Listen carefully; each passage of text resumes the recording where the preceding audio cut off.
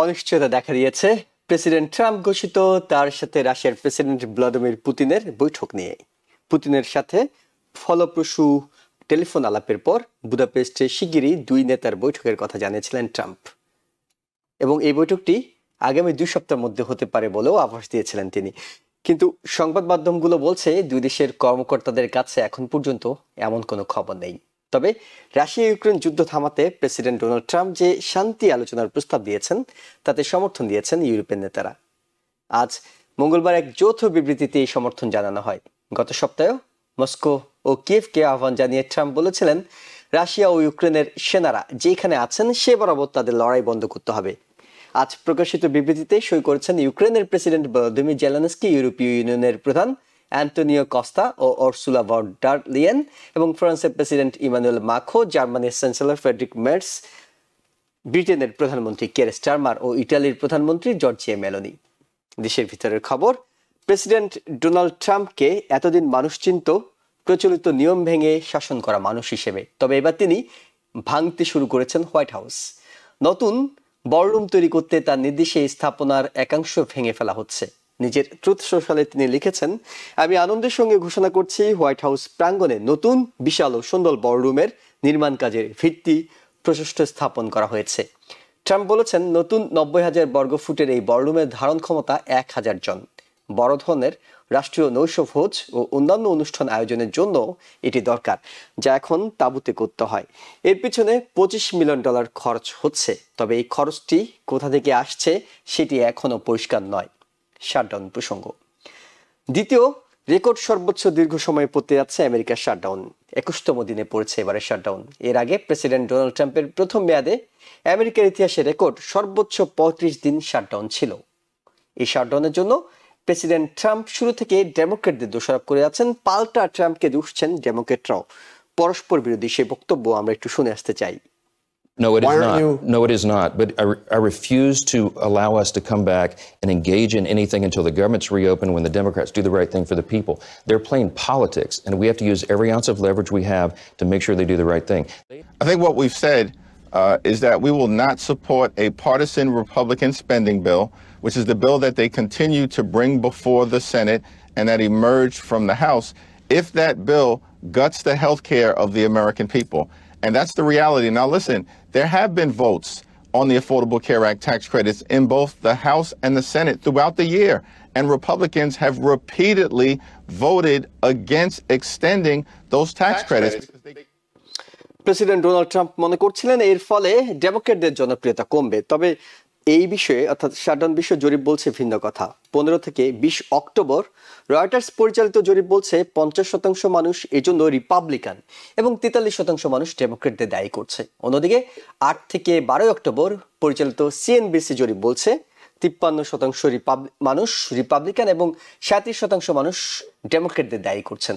আর independent ভোটারদের 58%ই এজন্য রিপাবলিকানদের, আর মাত্র 21% দায়ী করছে ডেমোক্রেটদের। প্রশ্ন হলো, দুপক্ষই আপোষহীন অবস্থায় থাকলে আর কতদিন ধরে এটা চলবে? সেই প্রশ্নের উত্তর খুঁজবো TVN 24 নিউজ নেটওয়ার্কের নিয়মিত আয়োজন আওয়ার ডেমোক্রেসি অনুষ্ঠানে। সবার সঙ্গে আছি আমি ইহসান জুয়েল, এবং আমাদের সাথে অতিথি হিসেবে যুক্ত হচ্ছেন ইউনিভার্সিটি অফ নিউ অরলিন্সের প্রফেসর ডক্টর মোস্তফা সরওয়ার এবং কমনওয়েলথ ইউনিভার্সিটি অফ পেনসিলভেনিয়ার প্রফেসর এম খালেকুজ্জামান। আপনাদের দুজনকে স্বাগত জানাচ্ছি আমাদের আলোচনায়। প্রফেসর ডক্টর মোস্তফা সরওয়ার, আপনার কাছে যেটি জানতে চাই সেটি হলো, যখন প্রেসিডেন্ট ট্রাম্প বলছিলেন তিনি নিঃসন্দেহে গাজা যুদ্ধের একটি যুদ্ধবিরতি করার সক্ষম হয়েছেন, এটি কতদিন কন্টিনিউ থাকে, কতদিন এটি বজায় থাকে, এটি নিয়ে নানা শঙ্কা আছে, নানা ধরনের আলোচনা চলছে মধ্যপ্রাচ্য জুড়ে তো বটেই, বিশ্বজুড়ে চলছে।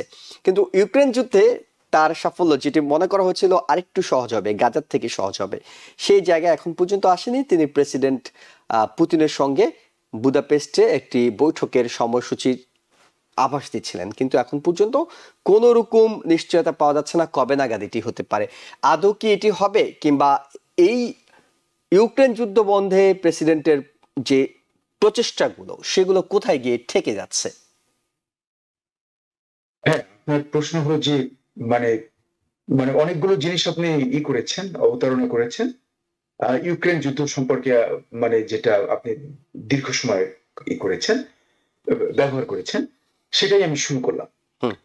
এটা হলো কি যে ইউক্রেনের ওয়ারের ব্যাপারে এটাকে থামাবার জন্য এবং এটা একদম চিরতরে বন্ধ করার জন্য যে ডোনাল্ড ট্রাম্পের যে প্রচেষ্টা বর্তমানে চলছে, আমার যেন মনে হচ্ছে সেটা নট এনাফ। যেমন ধরুন, আমরা শুনতে পাচ্ছি যুক্তরাষ্ট্র আমাদের এখান থেকে, আমাদের দেশ থেকে এক ধরনের বক্তব্য, আর রাশিয়া থেকে আর এক ধরনের বক্তব্য। আমাদের এখানে বিভিন্ন প্রেসে যে রিপোর্ট, যে যে মিটিংটা করার কথা ছিল সেটা ক্যান্সেল হয়ে যাচ্ছে। On the other hand, Russian পক্ষ ল্যাভরভ উনি বলেছেন যে দেয়ার ওয়াজ নো মিটিং প্ল্যান্ড, কাজে ক্যান্সেলের তো প্রশ্নই আসে না। কাজে এমনি একটা মতদ্বৈততা চলছে। কিন্তু সবচেয়ে যেখানে আসল যে ঘটনাটা সেটা ইউক্রেনে, যেখানে প্রতিদিন প্রচুর সৈন্য মারা যাচ্ছে উভয় পক্ষে, এটাকে বন্ধ করে দেওয়ার জন্য যে জিনিসগুলো যুক্তরাষ্ট্রের হাতে আছে সেই টুলস গুলো কিন্তু পুরো ব্যবহার হচ্ছে না। হ্যাঁ, ডোনাল্ড ট্রাম্প ট্রাই করছে, উনি মিডিয়েটর হিসেবে থাকার চেষ্টা করছেন, কিন্তু রাশিয়ান যে রাজনীতিবিদরা তারা কিন্তু দারুণ দক্ষ এবং অনেক এক্সপেরিয়েন্সড, মানে বছরের পর বছর তারা এগুলো করেছে, তারা অনেক যুদ্ধ দেখেছে, অনেক যুদ্ধ নেগোশিয়েট করেছে। কাজেই আমার যেন মনে হচ্ছে যে এই যে জিনিসটা স্টলড হয়ে যাচ্ছে, এর মেইন মোটিভেশন রাশার জন্য হলো যে তারা যত বেশি আদায় করে নিতে পারে, এটাই হলো তাদের মেইন উদ্দেশ্য। সম্ভবত তারা যুদ্ধ বন্ধ করবে, কিন্তু তাদের যেটা প্রাপ্য, তারা যেটা মনে করে সেটা মনে শুধু আসলে তারা আদায় করে নেবে, কারণ ব্যাটেল ফিল্ডে রাশিয়ার অবস্থা বেটার। আপনার যেহেতু ব্যাটেল ফিল্ডে তাদের অবস্থা ভালো, অনেক জমি দখল করে বসে আছে, এই জন্য নেগোসিয়েশনের দিক থেকে রাশিয়া হলো আপার হ্যান্ডে। এই কারণেই যেন আমার মনে হচ্ছে যে যে যে দীর্ঘায়িত হচ্ছে, কারণ রাশিয়া তো খুব একটা ছাড় দিতে চাচ্ছে না, কারণ সে তো গেইনার। আর এদিকে ডোনাল্ড ট্রাম্প ইউক্রেনকে মানে একদম পুরো মানে হোল হার্টেডলি যে সাপোর্ট করছে সেটাও কিন্তু মনে হচ্ছে না। তো এমনি একটা, ওদিকে ইউরোপিয়ানরা ইউক্রেনকে সমর্থন করছে, এমনি একটা ত্রিপক্ষীয় একটা গোলমালের ভেতরে এটা যে আদৌ কবে হবে তা বলা যাচ্ছে না। আমার কাছে কোনো ক্রিস্টাল বল নেই যে আমি বলবো যে এই যুদ্ধ কবে থামবে। প্রফেসর ডক্টর এম খালিকুজ্জামান, আপনার কাছে একটু জানতে চাই, সেটা হলো যে কূটনীতির কিছু কৌশল আছে। একটা কৌশল হলো আপনি একটু টাইট দেবেন, একটু ছাড়বেন, অর্থাৎ কোন কোন জায়গায় আপনি একেবারে কঠোর হয়ে বসে থাকবেন, আর বিপক্ষ যারা আছেন তারা আপনাকে সবকিছু মেনে নেবে এমনটা ভাবার সুযোগ নেই। আবার একেবারে দুর্বল হয়ে বসে থাকবেন, সহনশীল হয়ে বসে থাকবেন, সেটি অনেক সময় হয় না। প্রেসিডেন্ট ট্রাম্প ইউক্রেন ইস্যুতে রাশিয়ার সঙ্গে যে আচরণ করছেন, তিনি মাঝে মাঝেই ইউক্রেনকে ধমক দিচ্ছেন, আবার কোন কোন সময় ইউক্রেনকে বলছেন তোমাকে টমাহক দেব, তোমাকে নানা অস্ত্র দেব, নানা কিছু দিয়ে তোমাকে সহযোগিতা করব, সেনা পাঠাবো, নানা ধরনের কথা বলছেন। রাশিয়ার সঙ্গে কখনো বন্ধুত্ব করছেন, কখনো ডেকে আনছেন, লাল গালিচে সংবর্ধনা দিচ্ছেন যখন ইচ্ছে। আমরা এখন পর্যন্ত যে কয়বার টেলিফোনে কথা হয়েছে প্রত্যেকবারই প্রেসিডেন্ট ট্রাম্পই পুতিনকে ফোন দিয়েছেন। পুতিন এখন পর্যন্ত একবারও ট্রাম্পকে ফোন দিতে আমরা শুনিনি কিংবা দেখিনি। প্রেসিডেন্ট ট্রাম্প আসলে দুপক্ষকেই কাছে রাখছেন এবং চেষ্টা চালিয়ে যাচ্ছেন। তার এই কৌশলটাকে আপনি কিভাবে দেখছেন? তিনি কি চেষ্টা করছেন কিন্তু সঠিক জায়গায় নক করতে পারছেন না, নাকি আসলে রাশিয়া উল্টো প্রেসিডেন্ট ট্রাম্পকে নিয়ে এমন খেলা খেলছে যে তিনি কুলি উঠতে পারছেন না? জি, ধন্যবাদ। দেখুন, এখানে ইউক্রেন এবং রাশিয়ার যুদ্ধে আমেরিকার যে রোলটা, বিশেষ করে ডোনাল্ড ট্রাম্পের আমলের যে রোলটা, এটার মূল ব্যাপারটা হচ্ছে ইনকনসিস্টেন্সি এবং হচ্ছে যে দুর্বলতা আমেরিকার। ইনকনসিস্টেন্সি যে এটার অনেকগুলো উদাহরণ অলরেডি আপনারা আলোচনা করেছেন। এক নম্বর ইনকনসিস্টেন্সি হচ্ছে ডোনাল্ড ট্রাম্প যা বলে সেটা আসলে অনেক সময় সত্য ভাষণ না, মিথ্যা ভাষণ। এটা এবারই প্রথম না, কিন্তু পাকিস্তান ইন্ডিয়ার যুদ্ধে এসে বললো সে এটা নেগোসিয়েট করে বন্ধ করেছে। ইন্ডিয়া নাকের উপর বলেছিল যে এরকম কোনো প্রশ্নই ওঠে নাই, তুমি কোনোদিন এসব ব্যাপারে কথাই বলো নাই। তো এটা কিন্তু আমাদেরকে খুব হাস্যস্কর জায়গায় নিয়ে যায় আমেরিকাকে। আমেরিকার প্রেসিডেন্ট দাবি করে যে পুতিন রাজি হয়েছে একটা মিটিং করার জন্য, এই দিক থেকে লাভরভ বলছে মিটিং করার কথা তো শুনি নাই কোনোদিন, কোত্থেকে আসছে এসব কথা। তো এই জিনিসগুলো তো খুবই খেলো মনে হয়। আমেরিকার মতো একজন প্রেসিডেন্ট যখন এটা যে শুধু মুখে মুখে বলছে এমন না, আমরা তো আরো অনেক উদাহরণ দেখালাম পাকিস্তান ইন্ডিয়ার ক্ষেত্রে। যে এবং সবশেষ গত সপ্তাহে একই কাজ ঘটেছিল, তিনি বলেছিলেন যে মোদির সঙ্গে কথা হয়েছে, তারা রাশিয়া থেকে আর তেল কিনবে না বলছে, কিন্তু পরের দিনই ভারতের পররাষ্ট্র মন্ত্রণালয় বলেছে না, কোনো টেলিফোন আলাপিত হয়নি। কোথায় পেলেন এই তথ্য? এক্স্যাক্টলি এই কথাটাই আমি বললাম যে ডোনাল্ড ট্রাম্পের যে বিহেভিয়ার, এটা তো খেলো, এত বালক সুলভ, এটা আমেরিকার প্রেসিডেন্টের জন্য যায় না। তিনি একটা কথা বলবেন, এটা ঠিক হবে না, এটা আমাদের শুনতে হয়, এটা তো একটা লজ্জাজনক ঘটনা আমাদের জন্য। Number one. নাম্বার টু হচ্ছে আপনিও যেটি একটু আগে উল্লেখ করলেন, যে কোনো নেগোসিয়েশনে মানুষ নেগোসিয়েট করে আপার হ্যান্ড পজিশন থেকে। এখানে পুরো 3 বছর ধরে, 3.5 বছরের যুদ্ধে রাশিয়া কখনো ব্যাকফুটে ছিল না। রাশিয়া কখনোই আমেরিকারকে রিচ আউট করে বলে না আমরা বিপদে আছি ভাই, একটু বন্ধ করে দাও যুদ্ধটা, অথবা কাউকে বলেছে আমার শোনা যায়নি। যতবার যত উদ্যোগ নিয়েছে, এটা আপনার এরডোয়ান হোক অথবা ডোনাল্ড ট্রাম্প হোক, সবসময় অন্য দিক থেকে সে উদ্যোগটা নেওয়া হয়েছে। এর মানে রাশিয়া ডেফিনেটলি আপার হ্যান্ডে রয়েছে জিনিসটাতে, তারা নেগোসিয়েট করার কোনো প্রশ্ন উঠে না, এবং এরকম মনোভাবও তারা দেখাচ্ছে না। তাহলে এই যুদ্ধটা শেষ হবে কোথায়? এটাই তো কথা। এই যুদ্ধটা কি শেষ হবে? আমার ধারণা এখানে যদি আমেরিকা যদি এসব বাল খিল্লা আচরণ বাদ দিয়ে সরাসরি তার পজিশনটা জানিয়ে দেয় যে you better stop this war, otherwise আমরা টম হ্যাভ কেন, যা যা প্রয়োজন সবই আমরা দিব। অলরেডি তো বিলিয়ন্স ডলার খরচ করেছি, এবং এটা বললে শুধু হবে না, তাকে এটা মিন করতে হবে। সে বলবে এক কথা আবার করবে অন্য কথা, এইভাবে যুদ্ধ শেষ হবে না। এটা এক নম্বর একটা কথা আমার। আর সেকেন্ড জিনিসটা আমার কেন জানি মনে হয় ডোনাল্ড ট্রাম্প ভিতরে ভিতরে চায় যে রাশিয়াই তার বন্ধু হোক, নট ইউক্রেন। কিন্তু কারণ রাশিয়া একজন ডিক্টেটর, রাশিয়া একটা বড় দেশ, ডোনাল্ড ট্রাম্পের এসে ডিক্টেটোরিয়াল প্রবণতা অনেক বেশি, ডিক্টেটরদের সাথে তার মানে দহরম মহরম সারা জীবনেই বেশি, সবখানেই দেখা যাচ্ছে। এই সেন্সে সে যেন উইশ করে রাশিয়া কেন আমার বন্ধু হলো না, এখানে কেন আমার এই পেস্কি ওয়েতে গিয়ে ইউক্রেনকে আমার সমর্থন করতে হচ্ছে, ছোট্ট একটা ফালতু দেশ, এটার কাছ থেকে আমার এমন কি চাওয়ার আছে, এমন কি পাওয়ার আছে। এই জন্য ডোনাল্ড ট্রাম্প অন্তত পক্ষে, জো বাইডেনের কথা বাদ দিলাম, সেই ব্যাপারটা আন্তরিকই না। সে তো অনেকবার বলেছে যে জেলেনস্কিকে হোয়াইট হাউসে ডেকে এনে রীতিমতো ধমক দিয়ে গলা ধাক্কা দিয়ে বের করে দিয়েছে যে তুমি you are not in good position, তুমি হেরে যাচ্ছ যুদ্ধটা। এটা টেলিভিশনে যখন একটা মানুষ বলে, তখন তো এটা পরিষ্কার হয়ে যায় আপনি কোন পক্ষে, আপনি কার মানে শুভ কামনা করছেন। এখানে সে ডেফিনেটলি ভিতরে ভিতরে পুতিনেরই শুভকামনা করে অনেক কারণে। এর একটা কারণ হচ্ছে পুতিন এবং তার পার্সোনালিটি একরকম, তারা দুইজনেই ডিক্টেটোরিয়াল। সুতরাং এই যুদ্ধ শেষ হবে না যতদিন পর্যন্ত ডোনাল্ড ট্রাম্প তার এসব ইনকনসিস্টেন্সি থেকে বের হয়ে না আসবে।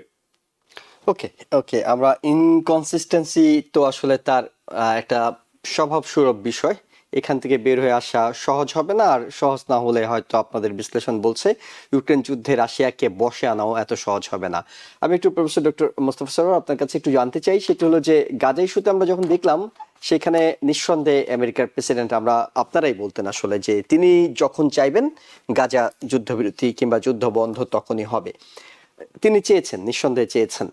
কিন্তু এই ক্ষেত্রে আমরা এরদোগানের একটা ভূমিকা দেখছিলাম, যে অনেকেই মনে করছিল যে তুরস্ক আসলে তার শক্তিমত্তাটা এই শান্তি চুক্তির মাধ্যমে আরেকবার জানান দিয়েছে, এবং তুরস্ক যে সামনের দিকে এগিয়ে যাচ্ছে, তাদের নানা কৌশলগত কূটনীতি, সেখানে যে অনেক বেশি এরকম ইতিবাচক ভাবে তারা জানান দিচ্ছে, তারই একটা কৌশল। আপনার কাছে কি মনে হয় এটা?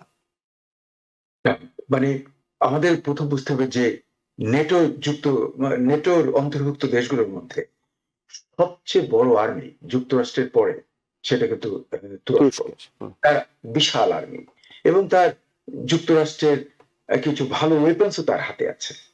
আবার কিছু কিছু সাপ্লাই আর্মস রিলেটেড তারা নিজেরা ম্যানুফ্যাকচার করে, হ্যাঁ, ইনক্লুডিং আমরা জানি যে ড্রোনে তারা বেশ দক্ষ হয়ে গেছে। কাজেই এই দেশটা, এবং সেটা কিন্তু ডোনাল্ড ট্রাম্প বলেছে যে তুরস্ক খুব এক শক্তিশালী গ্রেট কান্ট্রি, এটা কিন্তু খুব সাম্প্রতিক সে বলেছে। ইনফ্যাক্ট তুরস্ক হ্যাজ, মানে তার লোকেশন, তার সেনাবাহিনী এবং মোটামুটি ইকোনমি একদম খারাপ নয়, আবার ইউরোপের খুব উন্নত দেশগুলোর মতো নয়। এই সব মিলে এবং একটা বিরাট জনসংখ্যা আছে তার, এবং সে মিডল ইস্টের একদম মানে তার কিছু অংশ ইউরোপে রয়েছে, আর কিছু অংশ তার কিন্তু আমরা মধ্যপ্রাচ্যের ভেতরে বলতে পারি। এমনি একটা তার পরিস্থিতি। তো it's very strategically located country. কাজেই এরদোয়ানের যে মানে ক্ষমতা, তার চেয়ে আরো একটা ব্যাপার, যে ক্ষমতা তো রয়েছে, তার চেয়ে আরো বড় ব্যাপার হলো যে হামাস যেটা, যে গাজাতে যে রুলিং গ্রুপটা ছিল, এখনো সে বিভিন্ন ইনস্টিটিউশন গুলো চালাচ্ছে। এই হামাস হলো ব্রাদারহুডের সদস্য, আবার এরদোয়ানের দল হলো ব্রাদারহুড। কাজে তাদের মধ্যে কিন্তু রাজনৈতিক দিক থেকে প্রচুর মিল রয়েছে। কাজেই মানে ইটস এ পলিটিক্যাল বডি। কাজে Erdogan can influence the Hamas. এর জন্য আমরা দেখলাম যে এই যে গাজার যেটা হলো চুক্তিটা, এখানে ডোনাল্ড ট্রাম্পের পক্ষে সবচেয়ে বড় ভূমিকা পালন করেছে এরদোয়ান, তুরস্ক। সে মানে আমরা ভাবছিলাম যেটা তুরস্ক কিংবা কাতার করেছে, নো, ইট ইজ ইনডিড তুরস্ক হামাসকে রাজি করেছে যে হ্যাঁ তুমি you come and sign this agreement. কাজী মানে তুরস্ক যুক্তরাষ্ট্রে মানে মধ্যপ্রাচ্যের একটা বড় প্লেয়ার, এটা কিন্তু আমরা মানে কি নাকচ করে দিতে পারি না কোনো ক্রমেই। আগে তো এটা ছিল, এই পুরো মধ্যপ্রাচ্যের যে দেশগুলো আমরা দেখছি, এগুলো কিন্তু ছিল অটোমান এম্পায়ারের পার্ট, তুরস্কের যে অটোমান এম্পায়ার। এবং এরপরে এরা তুরস্কের মানে অটোমান এম্পায়ারের কলাপসের পরে তারা মানে একে একে মানে যখন ডিকে করছিল, তখনই এরা এক এক জায়গা থেকে এক একজন বের হয়ে গেছে। এবং প্রথম বিশ্বযুদ্ধের পরে তারা সবই প্রায় মানে এরা হেরেছে, মানে হারিয়েছে তুরস্ক। কিন্তু তুরস্ক তো এই জায়গাগুলো ভালো করে চেনে, সে তো এক সময় দীর্ঘকাল ধরে এগুলোকে রুল করেছে। যেমন আমরা দেখি যে সিরিয়ার কেসটা ইজ ভেরি ইম্পর্টেন্ট, কারণ সিরিয়াতে তুরস্কের স্বার্থ রয়েছে এবং সে কিন্তু যুক্তরাষ্ট্রের সমর্থনকারী যে কুর্দিশ গ্রুপটাকে এবং অন্যান্য যারা আছে, যে মডারেট যে গ্রুপটা আছে, সেগুলোকে কিন্তু তুরস্ক তার সম্পর্ক কাল্টিভেট করার চেষ্টা করছে, দলে নেওয়ার চেষ্টা করছে। এবং পিকেকে করে একটা অর্গানাইজেশন আছে কুর্দিশদের, ওটাকে আইসোলেট করে দেওয়ার জন্য, এবং এটা তার একটা বিরাট স্বার্থ।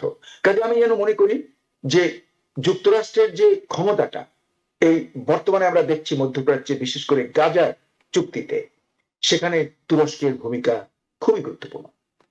ওকে, প্রফেসর ডক্টর এম খালেকুজ্জামান, একটু প্রসঙ্গ পাল্টে আপনার কাছে যে বিষয়টি জানতে চাই সেটি হলো, আমরা দেখলাম যে প্রেসিডেন্ট ডোনাল্ড ট্রাম্পের উদ্যোগে হোয়াইট হাউসের একটি অংশ ভেঙে, অর্থাৎ বড় রুমটি নতুন করে গঠন করা হচ্ছে এবং সেখানে প্রায় $25 মিলিয়ন খরচ হচ্ছে, যেটি নিয়ে এর মধ্যে 250 মিলিয়ন, রাইট, $250 মিলিয়ন খরচ হচ্ছে। এবং এই খরচের একটি অংশ প্রেসিডেন্ট দাবি করছেন যে তিনি নিজে দিচ্ছেন, আর বাকি কিছু অংশ একেবারে উদারপন্থী কিছু ডোনাররা দিচ্ছেন বলে তিনি মনে করছেন। এই কার্যক্রমটাকে কিভাবে দেখছেন? অর্থাৎ ভালো কাজই তো হচ্ছে নাকি, মানে নাকি মনে হয় যে এটাও এক ধরনের খেয়াল খুশি মতোই হয়ে গেল? জি, এটা ভালো কাজ হচ্ছে না, এক কথায় বললে এটা খুবই জঘন্য কাজ হচ্ছে। কারণ আমেরিকার মতো একটা রাষ্ট্র, যেখানে তাদের যে হোয়াইট হাউস, তাদের যে স্টেট ক্যাপিটাল হিল অথবা যে মল আমাদের আর কি সেন্ট্রাল মল, এটা হচ্ছে জনগণের সম্পত্তি, এটা হচ্ছে আমেরিকার জনগণের সম্পত্তি। এই জায়গাতেও যদি আপনি প্রাইভেটাইজেশন করেন, তাহলে আর কিছুই বাকি রইল না এই দেশে। এটা মোটেও ভালো কাজ হচ্ছে না। এবং এটা ডোনাল্ড ট্রাম্প নিজের যে পার্সোনালিটি, এটার একটা প্রতিফলন, এতে কোনো সন্দেহ নেই। কারণ আপনারা জানেন আমেরিকা জুড়ে যে আন্দোলনটা হচ্ছে নো কিং, ডোনাল্ড ট্রাম্প তো আসলে কিং হয়ে ওঠার যে মানে ওঠার ইচ্ছা থেকেই এই জাতীয় কাজগুলি সে করছে, যেগুলি আমি মোটেও মনে করি না ভালো কোনো কাজ। কারণ এখানে দেখুন, এখানে যে আমেরিকা এমন কোন গরিব দেশ না যেখানে বলরুম বানাতে হলে 250 মিলিয়ন ডলারের যোগান সে দিতে পারবে না। এখানে কেন 34টা অর্গানাইজেশন থেকে তার টাকা নিতে হবে? 34টা অর্গানাইজেশন কি, কয়েকটা নাম বলি: Google, Apple, Blackstone, Lockheed Martin, তারপরে মানে কোনটা না আর কি, আপনি কার কথা বলবেন এখানে? এই যে নেক্সট এরা এনার্জি, কমক্যাস্ট, এই যে লোকগুলি টাকা দিবে একটা পুঁজিবাদী দেশে, যখন মানুষ টাকা দেয় কি কারণে দেয়? আপনি যখনই বলরুমে ঢুকবেন কোথাও না কোথাও তাদের সিগনেচার দেখবেন, সেখানে তাদের যন্ত্রপাতিগুলিতে তার নাম লেখা থাকবে, কর্নারে তার নাম লেখা থাকবে। এই যে জনগণের একটা পবিত্র সম্পত্তি, সেটাকে আপনি পুঁজিবাদীদের হাতে তুলে দিলেন, এটা জঘন্য কাজ না, শুধু এটা নিন্দনীয় কাজ। এটার থেকে মানে নিন্দনীয় কাজ রাষ্ট্রের টাকা আমার খরচ দৃষ্টিতে না হতে করে পারে না। যদি তাদের টাকা খরচ করা হয় তাহলে হ্যাঁ, খারাপটা কি? খরচ না করে তো আপনি যদি বলেন আমি ক্যাপিটাল হিল বিক্রি করে দিব, তাহলে মানে ট্রিলিয়ন ডলারে কেনার জন্য জাপানে বসে থাকবে, বলবো আমি কিনে ফেলবো, এটা নো প্রবলেম। চায়নাও বলবে আমি এই হোয়াইট হাউস কে কিনে ফেলবো। তো এটা টাকা দিয়ে যদি আপনি সব বিচার করেন, তাহলে আপনার নীতি নৈতিকতা, একটা দেশের আদর্শ, একটা দেশের ভিত্তিমূল বলতে কি আর রইল বাকি? এটা অ্যাবসলিউটলি মানে নো কিং এর যে আন্দোলন, সেটার সাথে সাদৃশ্যপূর্ণ, এবং এটা সে যে করছে এটা চরমভাবে নিন্দনীয় বলে আমি মনে করি। এটা অ্যাবসলিউটলি মানে অ্যাভয়েবল একটা কাজ। এবং নিঃসন্দেহে আপনারও মনে আছে যে কাতার থেকে যে তিনি বিমানটা নিলেন, প্লেন কিনেছিল $400 মিলিয়ন। একইভাবে আমরা যখন কেনেননি, মানে গিফট পেয়েছেন, যেটি আর কি উপহার পেয়েছিলেন তার যে F1 উপহার হিসেবে। দিয়েছে, উপহার কেন আমি নিব? আমেরিকাকে উপহার নিতে হবে? আমেরিকা কি স্ট্যান্ডার্ড এই লেভেলের দেশ? মানুষ যখন শাটডাউনের ভিতর দিয়ে চরম দুর্ভোগের ভিতর দিয়ে যাচ্ছে, তখন ক্রিস্টি নাওমি সেও $70 মিলিয়ন দিয়ে তার প্লেন কিনে। তো এই যে স্বেচ্ছাচারিতা, এটি এই সরকারের আমলে দেখছি, বিশেষ করে ডোনাল্ড ট্রাম্প সরকারের আমলে, নট নেসেসারিলি জিওপির আমলে। তো এটা খুবই আউট অফ দ্য নর্ম কাজ সে করছে। এটা আর সে বলছে যে সেও কিছু টাকা দিবে। সে যদি কিছু টাকা দেয়ও, আপনি মেক শিওর যে এখানে সে ট্রাম্পের সিগনেচার থাকবে। এখানে ট্রাম্প টাওয়ার বা কোনো একটা কিছুর নাম কোথাও ঢুকলে গিয়ে আপনি দেখবেন কোনো একটা স্থাপনাতে মানে লেবেল করা আছে। এটা তো আপনি একটা এটাকে একটা মকারিতে পরিণত করতে পারেন না, হোয়াইট হাউসকে কিংবা স্টেট মানে ক্যাপিটালকে। প্রফেসর ডক্টর মোস্তফা সরোয়ার, আপনি কি যোগ করবেন?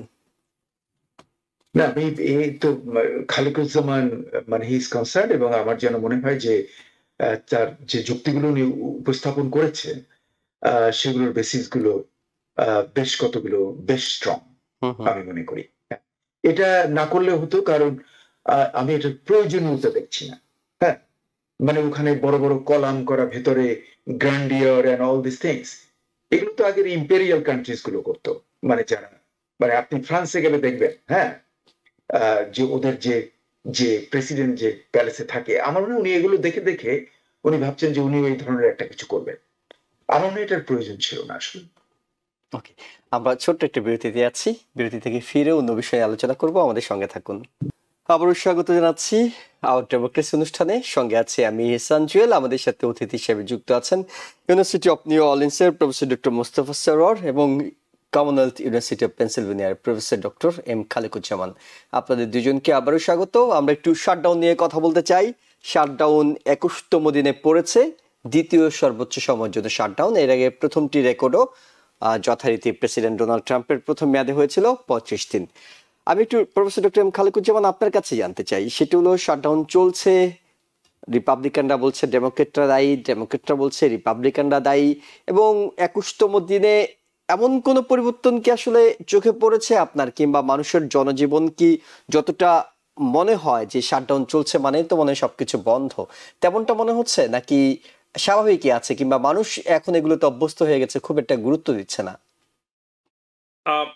দেখুন, অনেকগুলো যে এসেনশিয়াল প্রোগ্রাম ফেডারেল গভর্নমেন্ট, সেগুলি চলমান থাকাতে এখনো জিনিসটা স্বাভাবিক মনে হচ্ছে, কিন্তু এটা 100% স্বাভাবিক মোটেও না। এর কারণ হচ্ছে আপনার মানে এভিয়েশনে অলরেডি এটার প্রভাব পড়তে শুরু করেছে। আর 10 দিন পরে আমাদের যে ফুড স্ট্যাম্পের যে প্রোগ্রাম, যেখানে মিলিয়নস অফ গরিব মানুষ জড়িত, সেটা এফেক্টেড হবে মাত্র 10 দিন পরে আজ থেকে। তো এই যে প্রোগ্রামগুলো, আমি একজন হচ্ছে মানে শিক্ষক মানুষ, সায়েন্টিস্ট, আমি বলি কিভাবে এফেক্টেড হচ্ছে। USGS, United states geological survey, এবং নাসা, তারা সবচেয়ে বড় হচ্ছে ডেটা ডেপোজিটরি আছে দুনিয়াতে। যে মুস্তাফা মানে সারোয়ার ভাই অ্যাবসলিউটলি জানেন, এই যে আমাদের যে ডেটা ডাউনলোড করতে হয় ক্লাসের জন্য, যেগুলি হচ্ছে স্যাটেলাইট ইমেজেস, যেগুলি হচ্ছে ডিজিটাল এলিভেশন মডেল, সেগুলি আমি করতে গিয়ে আজকে দেখলাম যে ব্যানারের উপরে লেখা আছে যেহেতু ফেডারেল গভর্নমেন্টের ফান্ডিং এ নিয়ে সমস্যা আছে, এই জন্য আমাদের সার্ভিসগুলো লিমিটেড বর্তমানে। তো সেটা আমাকে নিজেকে দিয়ে দেখলাম, আমি আজকেও এটা ট্রাই করেছি। তো সেটা গেল এই জিনিসটা। আর আপনি যে কথাটা বলছেন যে মানুষ গা সওয়া হয়ে গেছে কিনা, এখনো গা সওয়া সেইভাবে, এখনো এফেক্টটা সেভাবে শুরু হয়নি, এই জন্য গা সওয়া। কিন্তু এই বিষয়টাতে কার দোষ, মানে কে সঠিক কে বেঠিক, এটা বুঝতে হলে আপনাকে জরিপটা বুঝতে হবে। এখন আমেরিকা হচ্ছে খুবই ডিভাইডেড একটা কান্ট্রি, এটা আমরা জানি। দুই দলেরই মোরাললেস সাপোর্টার হচ্ছে 40% মতো। তাহলে আপনার জরিপগুলোতে কিন্তু 40% কে টোটালি, যে আমরা সরল অঙ্ক করার সময় বাদ দিয়ে দিই না, 40% আপনি বাদ দিয়ে দিবেন। 40% বাদ দেওয়ার পরের যে নাম্বারটা, এটাই হচ্ছে ইম্পর্টেন্ট। তা আপনি একটু আগে উল্লেখ করলেন 50% লোক জিওপি কে দোষারোপ করছে। এর মানে কি? অ্যাবসলিউটলি 10% লোক জিওপি যে ব্যাপারে দায়ী, এটা হচ্ছে যে পরিষ্কার জিনিসটাতে। তার থেকেও আরেকটা জিনিস প্রণিধানযোগ্য, এটা হচ্ছে ইন্ডিপেন্ডেন্ট নামে যে ভোটাররা, তারা কি মনে করে? ইন্ডিপেন্ডেন্টের 58% মনে করছে এটা জিওপি দায়ী এই কাজটার জন্য। তাতে করে আপনি আমি জিওপি সাপোর্টার কিংবা ডেমোক্রেট সাপোর্টার, এটা ইস্যুই হয় না। আমি সাইন্টিফিকলি বলতেছি, 40% আপনি বাদ দিয়ে দিবেন যে কোনো জরিপ থেকে, এটা হচ্ছে তাদের ভোট ব্যাংক। এর উপরের যে নাম্বারটা, সেটাই হচ্ছে রিয়েল নাম্বার। এখন 43% লোক ডেমোক্রেটদের দায়ী করছে, এর মানে মাত্র 3% লোক আর কি রিপাবলিকানরা ডেমোক্রেটদের দায়ী করে। আমিও মনে করি এখানে অ্যাবসলিউটলি যে গভর্নমেন্টই দায়ী। এর কারণটা কি? এর কারণটা হচ্ছে এই গভর্নমেন্টের যত প্রোগ্রাম নিচ্ছে, এই যে মেডিকেইডে যে কাট করলো কিছুদিন আগে, এখন হচ্ছে আপনার ওবামা কেয়ারে যে কাটটা করবে, সেটাই তো মূল স্টিকিং পয়েন্ট। ওবামা কেয়ারের যারা বেনিফিশিয়ারি, তারা তো আপনি আমি বা সারোয়ার ভাইয়ের মতো লোক না। তারা তো ডোনাল্ড ট্রাম্পের যে বেস, যারা হচ্ছে যে একেবারে মাগা আমেরিকান, যারা হচ্ছে মানে হোয়াইট আমেরিকান, তারাও এফেক্টেড হবে। তো তাদের স্বার্থটা ডেমোক্রেটরা দেখছে, রিপাবলিকানরা দেখছে না। হ্যাঁ, এবং ফুড স্ট্যাম্পে তো নিশ্চয়ই শুধু ডেমোক্রেটরা লাভবান হয় না, এখানে ডেফিনেটলি প্রচুর। আমি রুরাল পেনসিলভেনিয়াতে থাকি, সারোয়ার ভাই রুরাল লুইজিয়ানাতে থাকে, সেখানে ওরা হচ্ছে রেড স্টেট, এগুলো রেড স্টেটের প্রচুর লোক ফেডারেল এইসব এই যে প্রোগ্রামগুলোর বেনিফিশিয়ারি। তো এই প্রোগ্রামগুলো যে ক্ষতি করতে চাচ্ছে ডোনাল্ড ট্রাম্প ধনীদেরকে হেল্প করার জন্য, আর এগুলি তাদের পক্ষে দাঁড়াচ্ছে ডেমোক্রেটরা। সুতরাং বোঝা যাচ্ছে ডেমোক্রেটদের যুদ্ধটা হচ্ছে একটা লেজিটিমেট কারণে, একটা নৈতিক কারণে। সেই দৃষ্টিকোণ থেকে রিপাবলিকানরা ডেফিনেটলি এটাতে দায়ী, এবং এটাকে তাড়াতাড়ি যতদিন ওরা এটা না করবে, এই একটা এগ্রিমেন্টে না আসবে, ততদিন পর্যন্ত মানুষদের ভোগান্তি বাড়বে।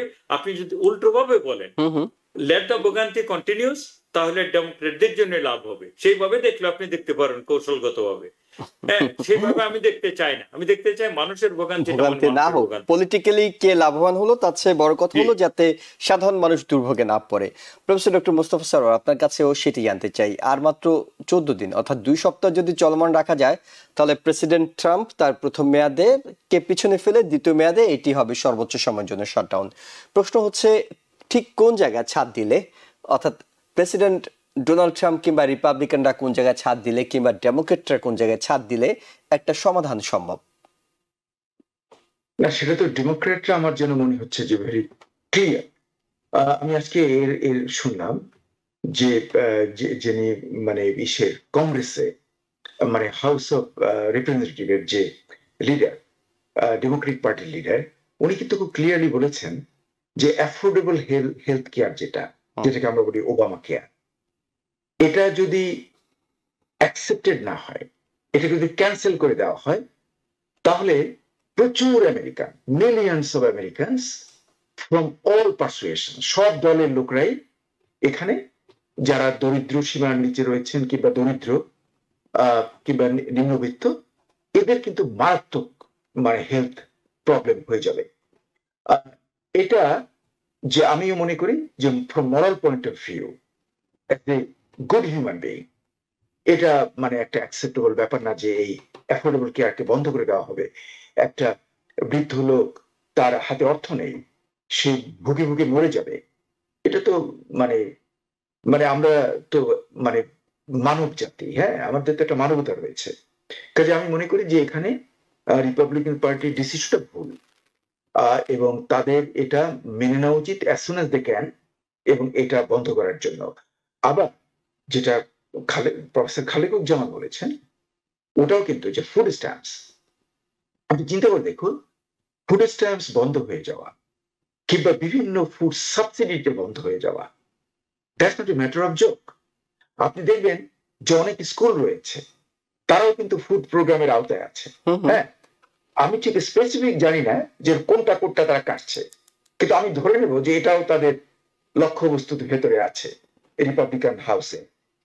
তাতে হবে কি, মানে চিন্তা করে দেখুন যে স্কুলে বাচ্চারা যদি অভুক্ত থাকে, না খেতে পায়, হ্যাঁ, তারা যদি ক্ষুধার্ত থাকে, তাহলে তারা লেখাপড়া করতে পারবে?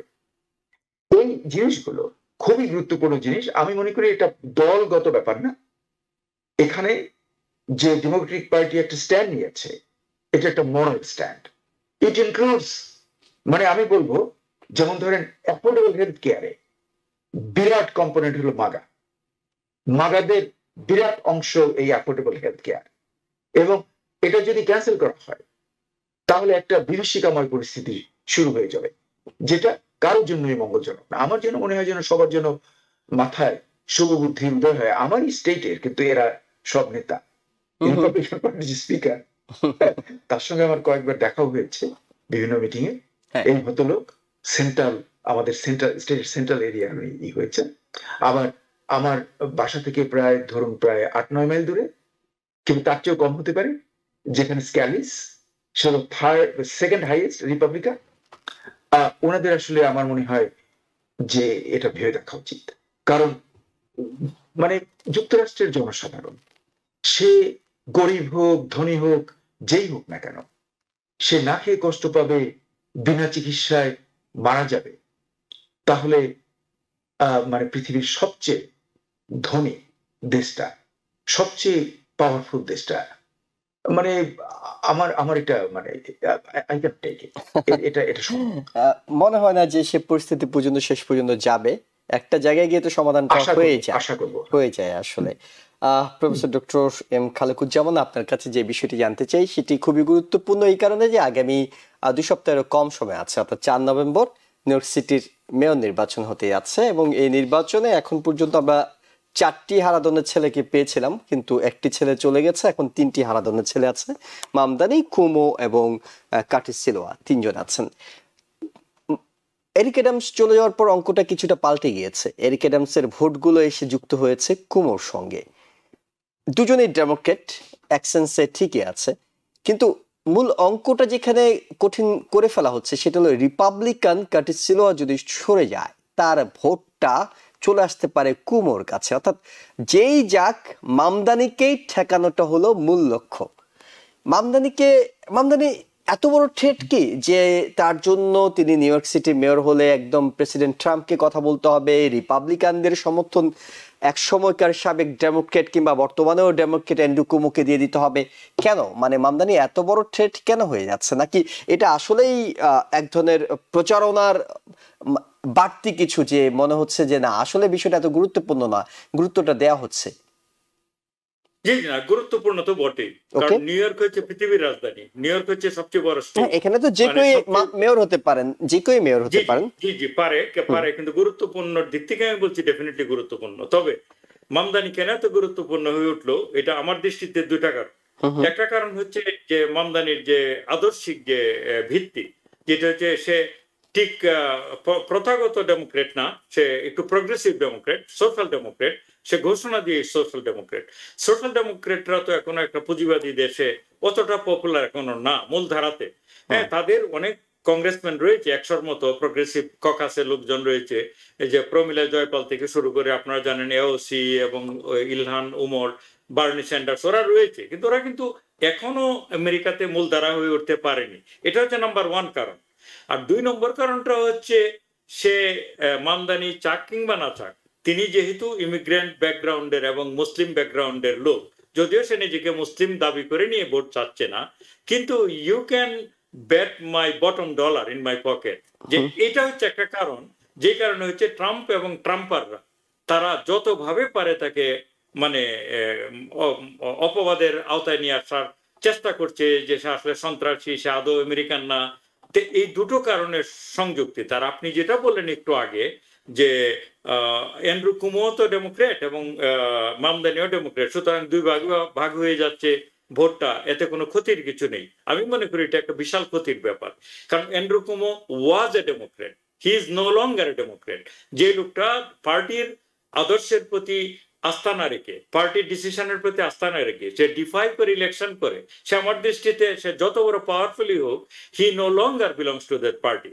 সুতরাং তাকে অবশ্যই ডিনাউন্স করা প্রয়োজন, যে সে যত পাওয়ারফুল হোক, এত পাওয়ারফুলি যদি হবে তাহলে সে কেন লেজুর গুটিয়ে নিয়ে এরকম রিজাইন করে তার এই গভর্নরশিপ থেকে চলে যেতে হয়েছিল, কেন তার আমলে হাজার হাজার লোক নিউ ইয়র্ক স্টেটে মারা গেল, তার বিরুদ্ধে এত কেন মানে অ্যাবিউজ এবং যে সেক্সুয়াল হ্যারাসমেন্টের অপবাদ, তো সে তো কোনো ফেরেশতা না। সুতরাং I don't think he is a Democrat, I think he is breaking all the norms of a Democrat, and he is becoming the threat to a Democratic Party, and we should really denounce it. President doctor Mostafa Sarwar, একটা বড় প্রশ্ন আপনার কাছে আছে, সেটি হলো যে president Donald Trump তো চায় ডেমোক্রেটরা পচুক, ডেমোক্রেটদের নানা বদনাম তৈরি হোক। সেক্ষেত্রে প্রফেসর ডক্টর এম খালেকুজ্জামান বলছিলেন যে বার্নি স্যান্ডার্স, এওসি তারা হয়তো ওইভাবে একেবারে ফ্রন্ট লাইনে চলে আসতে পারেননি, অনেক বেশি জনপ্রিয়তা তৈরি করতে পারেননি, তারা ফ্যাক্টর, বাট তারা এখন একেবারে 1 নম্বর 2 নম্বর হিসেবে বিবেচনা হচ্ছেন না।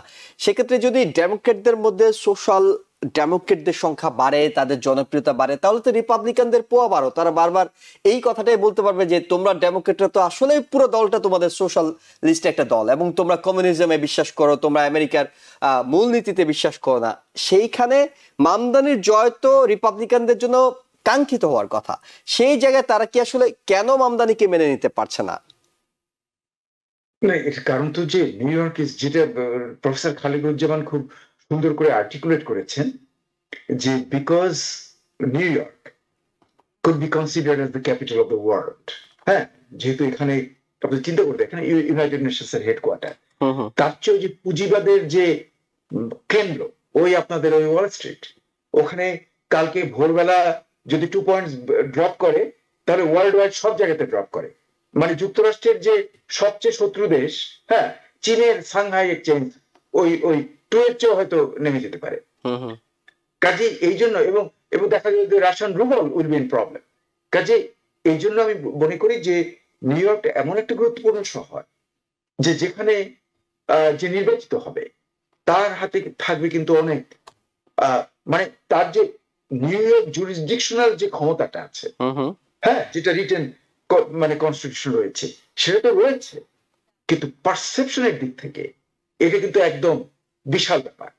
এই কারণে তার বিরুদ্ধে সবাই উঠে পড়ে লেগেছে, যেহেতু সে প্রকাশ্যে বলছে সে সোশ্যাল ডেমোক্র্যাট, এবং সে কতগুলো রিফর্মস করার কথা বলেছে, যেগুলো হলো ওয়েলফেয়ার স্টেটের কতগুলো বিভিন্ন ধারা, যেটা আমরা দেখছি নর্ডিক কান্ট্রিগুলোতে আছে, স্ক্যান্ডিনেভিয়াতে আছে, তারপরে আমরা দেখছি যে নেদারল্যান্ডে আছে, এবং ইউরোপের অন্যান্য কিছু কিছু দেশে আছে, এবং মোটামুটি আমরা বলতে পারি যে ইংল্যান্ডের সিস্টেমটা ক্যাপিটালিস্ট থাকলেও ওর ভিতরে কিন্তু প্রচুর আছে, ওয়েলফেয়ার কম্পোনেন্ট আছে, যেটা কানাডাতেও আছে।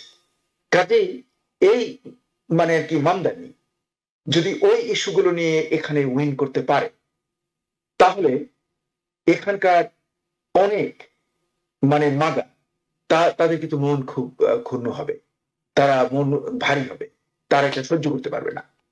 আর এ যেটা বলছে ডক্টর খালিকুজ্জামান, ওটা কিন্তু একটা ইম্পর্টেন্ট পয়েন্ট, যে তার বাবা, হ্যাঁ, এবং মা দুজনেই কিন্তু অ্যাগনস্টিক্স টু অ্যাথিস্ট এই ক্যাটেগরিতে।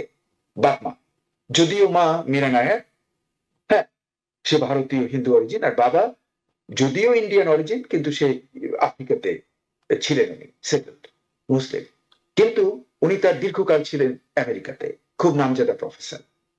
কাজেই এমনি একটা পরিবার থেকে উনি আসছেন, ওনার গায়ে, ওনার যে নামে লেগে আছে মুসলমানদের গন্ধ, ওই নামে, হ্যাঁ, এই নাম যারা মানে বিগট্রি তে বিশ্বাস করে, হ্যাঁ, যারা বিগটস, তাদের জন্য তো এটা খুব কঠিন ব্যাপার, যে এরকম একটা নামের লোক সেখানে এসে মানে পৃথিবীর রাজধানী বলা যায়, তো সেই রাজধানী সে হবে মেয়র, এটা কিভাবে হয়, এই ব্যাপারটাও রয়েছে। হ্যাঁ, তারপরে তার যে কতগুলো ধারণা, পররাষ্ট্র বিষয়ক, বিশেষ করে প্যালেস্টাইনিয়ানের ব্যাপারে। এই জন্য তার যদিও প্রচুর জুইশ ফ্রেন্ড আছে, এবং আপনারা জানেন যে ব্রুকলিন থেকে কিন্তু তার একটা বিরাট গ্রুপ আছে, এমনকি তার ক্যাম্পেইন কমিটিতে খুব হাই পজিশনে আছে জুইশ অনেক অনেক। এবং ব্র্যাড ল্যান্ডার জুইশ নেতা, তিনি কিন্তু তাকে সমর্থন জানিয়েছেন। এক্স্যাক্টলি, হ্যাঁ। কিন্তু তা সত্ত্বেও কিন্তু অনেক যারা মানে অর্থোডক্স জুইশ যারা আছে, হ্যাঁ, তার মধ্যে কিন্তু একটা বিরাট অংশ হয়তো মামদানিকে থ্রেট ভাবতে পারে, এবং তাদের মধ্যে অনেক হয়তো বিশাল ধনী থাকতে পারে, আছে, এবং তারা চেষ্টা করবে যাতে মামদানি হতে না পারে। তো এটা একটা মাল্টিপল ক্রস কারেন্ট দেয়া। হ্যাঁ, আমি দেখলাম ক্যালকুলেট করে, যদি সিলওয়া ড্রপ করে যায় এবং একে এন্ডোর্স করে, তাহলেও কিন্তু Como 4 points below. Okay, of course that is very close to the error, যে এরার লেভেলের ভিতরে পড়ে যাচ্ছে। হ্যাঁ, পোলিং এরার লেভেল। কিন্তু মানে কোমো হাড্ডাহাড্ডি যে জায়গাটা, সেখানে চলে আসবেন তখন। মানে এখন তো বেশ পিছিয়ে আছেন, প্রায় 2 অঙ্ক পিছিয়ে আছেন। জি, double is behind double digit. হ্যাঁ, কিন্তু ওই ঘটনা ঘটলে সে আসবে কিন্তু ওই যে এরার লেভেলের মধ্যে আসবে, যে একটা স্ট্যাটিস্টিক্যাল যে এরার, হ্যাঁ, 4%। এবং সেটাই সবচেয়ে বড় আশঙ্কার বিষয় হয়ে দাঁড়াবে যদি কোনোভাবে আমার যেন মনে হচ্ছে যে না, আশঙ্কা হবে বলে আমার মনে হচ্ছে না। আই মাইট বি রং, কিন্তু আমার যেন ধারণা যে মামদানি হয়ে যাবে, আমার যা মনে হচ্ছে। ওকে, আর 13 দিন আছে, আমরা হয়তো আরো আলোচনা করব বিষয়টি নিয়ে, যেহেতু নির্বাচন খুব কাছাকাছি চলে আসছে। আপনাদের মূল্যবান মতামত এই বিষয়ে নেব এবং দর্শকদের জানানোর চেষ্টা করব। প্রফেসর ডক্টর মোস্তফা সরোয়ার এবং প্রফেসর ডক্টর এম খালেকুজ্জামান, আপনাদের দুজনকে অসংখ্য ধন্যবাদ আপনাদের সময়ের জন্য, মতামতের জন্য। দর্শক যারা দেখছিলেন, আপনাদেরকেও ধন্যবাদ জানিয়ে শেষ করছি আজকের মতো। ভালো থাকবেন। টিবিএন 24 টেলিভিশন দেখতে আজই কল করুন 7187776556। লগ ইন করুন www.totalcablebd.com। নিউ ইয়র্ক থেকে সম্প্রচারিত টিবিএন 24 টেলিভিশন বিশ্বজুড়ে বাঙালির কণ্ঠস্বর।